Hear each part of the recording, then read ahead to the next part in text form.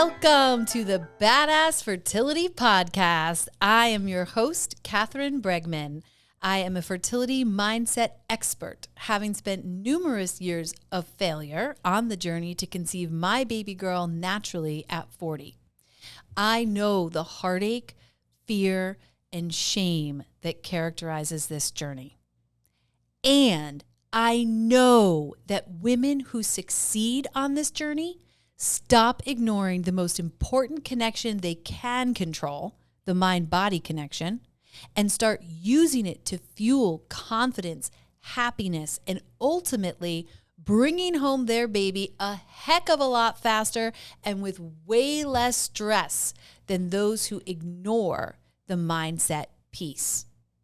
If you are ready to remove the blocks between you and your baby and learn how to live this journey with confidence and ease, then you're in the right place. So let's get started.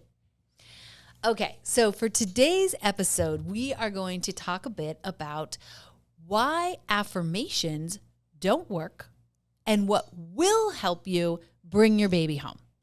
But before we jump into that, I want to talk a little bit about a concept that I think is really key for women who are just starting out listening to this conversation about mindset and wondering, what the heck are you talking about? Why is working on my mind and not my body, right, going to make a difference in terms of me getting pregnant? It's really just a matter of getting my body in line, right? Because that's the sort of paradigm that we've been fed our entire lives when it comes to the perspective of Western medicine, which has an absolutely vital and critical role in our overall health, no doubt, right? But there are also some elements when it comes to fertility that are like the X factor. They're like a mystery that even the best reproductive endocrinologist in the world cannot tell you why some high quality embryos don't turn into healthy babies and other lower quality embryos, whatever, based on the grading system that they use, turn into healthy babies. So there is an unknown piece of mystery involved in the whole act of conception. And that's where using mindset can come in to give you an extra bump, no pun intended, when it comes to bringing home your baby. So the first thing I wanted to do is I just want to remind you that this whole concept of infertility, it's not a thing. What? Okay, so what am I talking about when I say that?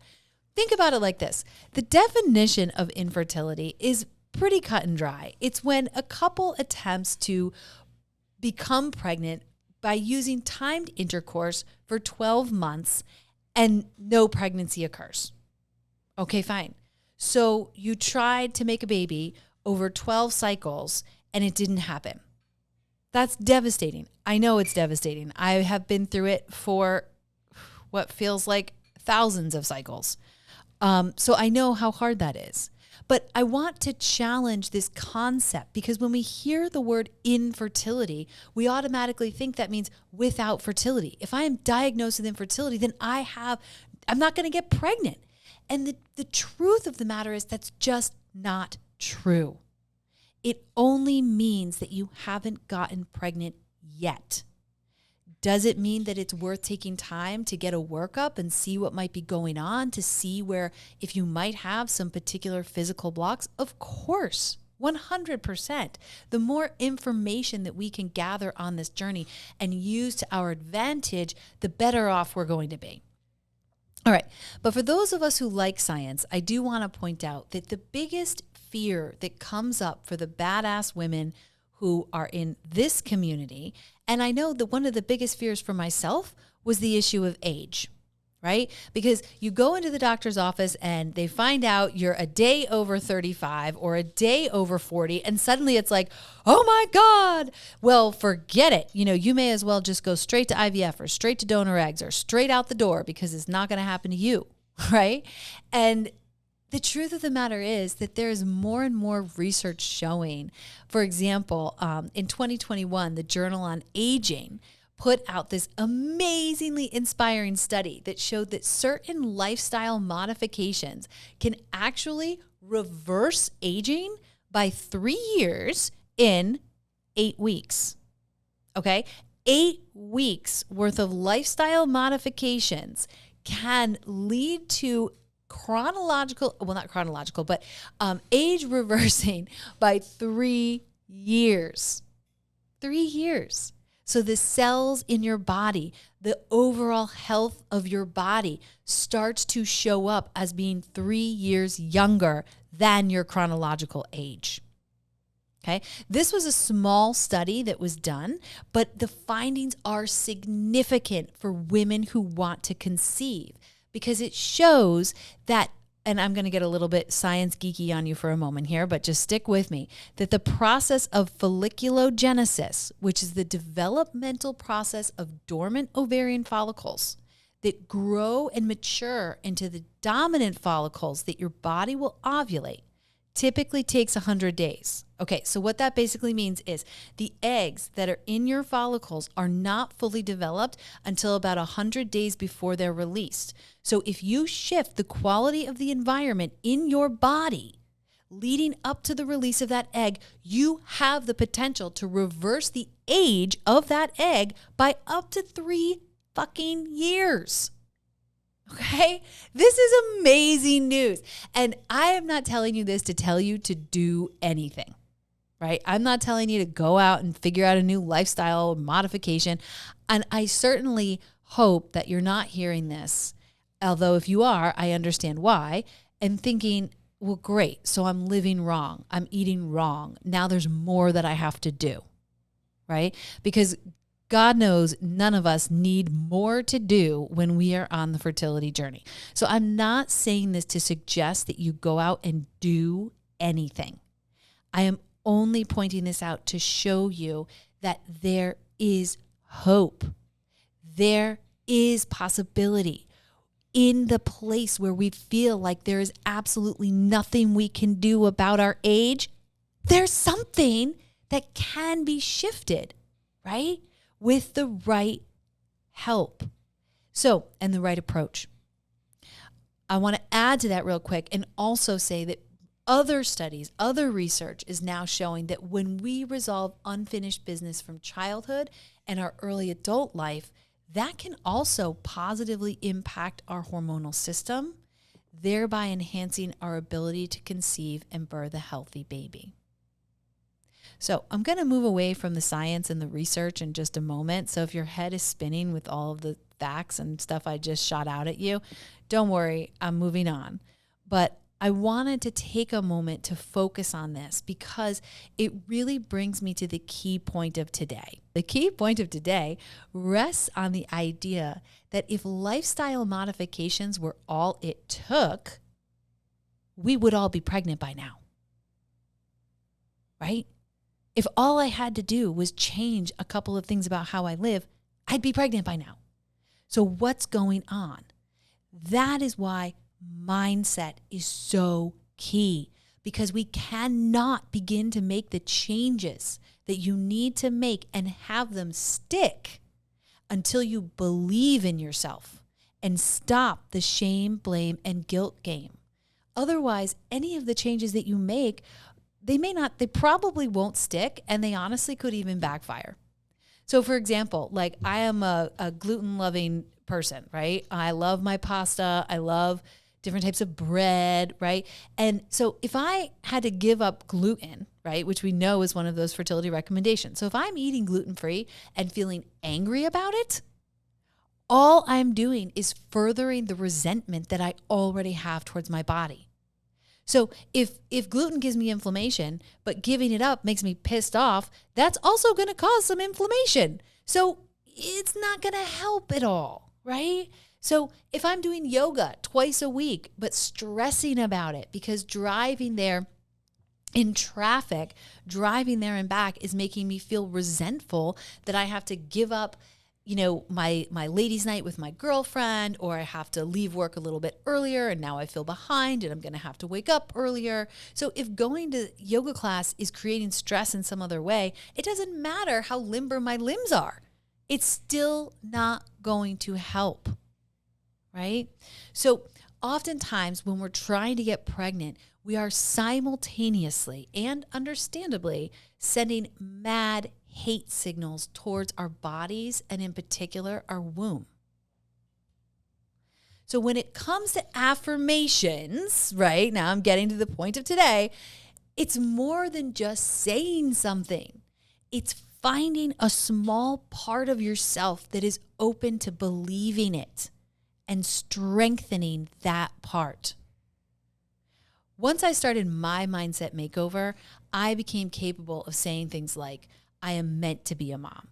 I don't know when and I don't know how, but I know my baby is coming.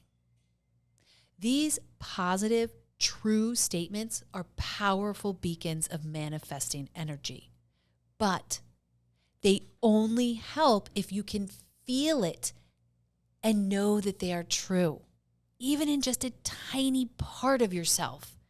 It's got to feel true.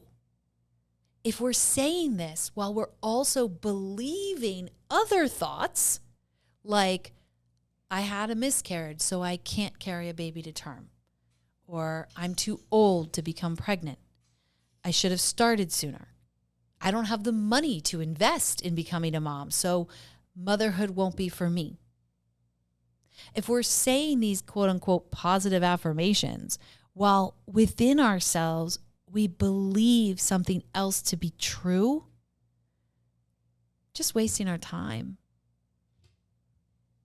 So the one thing we want to talk about now is the way that our thoughts lead to our beliefs, which lead to our actions. And this is a major concept that I get into a lot with the ladies I work with in the Badass Fertility Program. But I'm going to touch on it a little bit with you today. So I want to put out there for you that when you change your thoughts, you change your reality. And I want you to think of it as a circuit where it's running in a circle, right? So your thoughts lead to your beliefs, which lead to your actions. And at any moment, you have the capacity to shift one of these three things, and it will actually shift the others. So if I take a new action one morning, let's say I decide, okay, I'm going to give up coffee, right? So that's my action. Well, I might think that's impossible, right?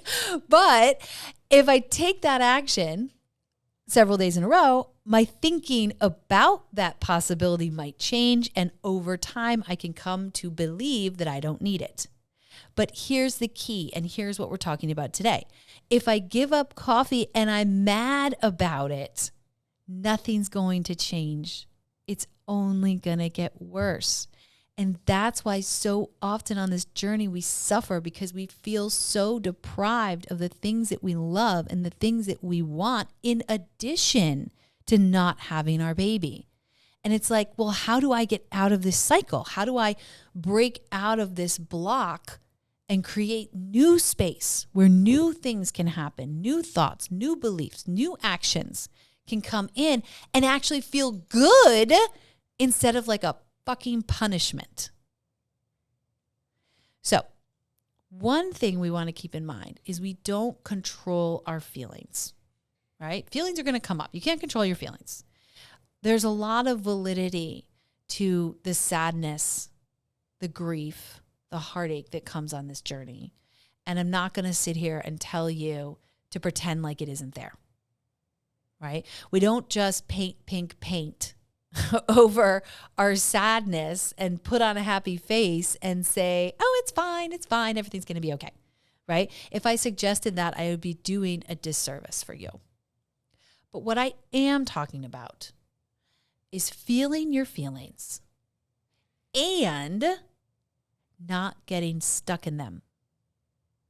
Something hard happens. Take 10 minutes, cry your eyes out, rage against your pillow, eat a bag of chips or a bowl of ice cream, or put your chips on your ice cream, eat it up, and then choose another thought. If our thoughts lead to our beliefs, which lead to our actions, then the number one way to get to a new action is to change our thinking around it. And I'm not talking about forcing yourself to think differently. So let's make this really clear. We are not forcing ourselves to think differently. We are actually finding observable truth, which is out there, but that you aren't seeing. Okay, on my journey, my saboteur constantly told me I had no good eggs left. And side note, if you're wondering what a saboteur is, check out my upcoming episode where I will break this very important concept down in detail. So every cycle that came and went was another piece of evidence that I was going to run out of my good eggs. But deep in my heart, I knew that I wanted to do whatever I could to use my own eggs to have my baby. So changing the thought that I had around that issue wasn't lying to myself. It was reminding myself of a highly probable truth. I have at least one good egg left. I was born with thousands of them. There's no way I don't have at least one good egg left. And all it takes is one good egg. So when we start to change our thinking around the ideas that are causing us the most pain, we're actually not lying to ourselves. We are stopping the lies. Those negative thoughts are not the truth. We are just programmed to believe them because as human beings, we have a tendency to go to the negative, and we actually have to work harder to bring the positive into our minds. And nothing presents that challenge more than this journey does. So we're not lying to ourselves. We're actually getting more real, more truthful, and helping our mind body out by giving it something positive to work with. When we change our thoughts, we change our beliefs, and we start to believe in the possibility that you have one good egg. And then you will start to do things differently as well. So as we consciously shift our thinking, we open ourselves up to the possibility of new ways of feeling. At the depth of my despair in my own journey, if someone had given me an affirmation and said, just repeat this, I'm going to have a baby. I'm going to have a baby. I mean, come on. I think even just saying that when I think about the depth of my despair makes me cringe because I'm like, oh my God, shut up. Like, what are you talking about? Here's all these obstacles that I have in my way. So maybe it would have helped. I don't really think it would have, but maybe it could have done something to give me like a mini makeover that could have elicited my desired result, maybe. Or it could have worked against me because the underlying feeling that I brought to that saying was not confidence and joy with the sureness that I was meant to be a mom. It was terror. It was terror that if I don't repeat this mantra, I'll never have a baby. So it's not so much about conjuring the thoughts or saying the words as it is about finding the feeling. What is the feeling that you want to cultivate?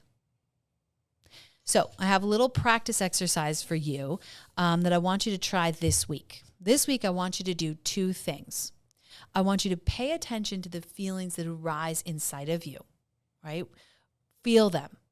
Pick any moment, a moment when you feel stressed, a moment when you feel anxious. And it doesn't even have to be about your fertility journey. It could be about anything you want. You could choose something more mundane just as an experiment, right? But choose a moment, stop, pay attention to the feelings that are rising inside of you, and then choose a thought you would like to have instead. Don't fall into the trap of despair. It is a trick your mind wants to play on you. Find an affirmation that feels good and affirms the new thought you have chosen. So for me, as an example, right, instead of saying I'm running out of eggs, I'm shifting to I have one good egg left. Make it a statement you can believe and feel in your bones to be true. That's the key. Now, your brain might be screaming against you that it's not true, that that's crazy, that you absolutely can't do it. That's your negative saboteur. We're going to talk about in another session. Don't listen to them. If you can feel it somewhere inside of you, find that little seed of truth. You can nurture it and grow it with practice. So practice this for a bit, and I'm telling you, you can have amazing results. It can really start to shift your perception of what's going on and change the game for you when it comes to removing the blocks between you and your baby.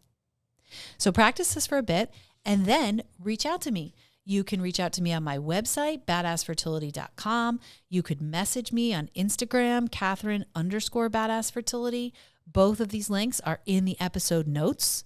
I want to hear how it's going for you. I want to know if this made sense for you, if you have questions about it, or if you're seeing amazing changes. So if this feels like a lot right now, know this. Whatever you are feeling, whatever you're going through, if you have made it to the end of this podcast, you're meant to be a mom because you care enough to show up and listen. You're here because this is meant for you. I hope you will join us here each week as we break down the practical and emotional aspects of the fertility journey and make connections of all kinds along the way. If you like what you heard today, please follow Badass Fertility and tune in each week. While you're at it, please rate and leave a 5-star review. We're working so hard to bring you free content each week, and your support is so appreciated. You can tune in weekly to the Badass Fertility Podcast on Apple Podcasts, Spotify, or wherever you listen to your shows.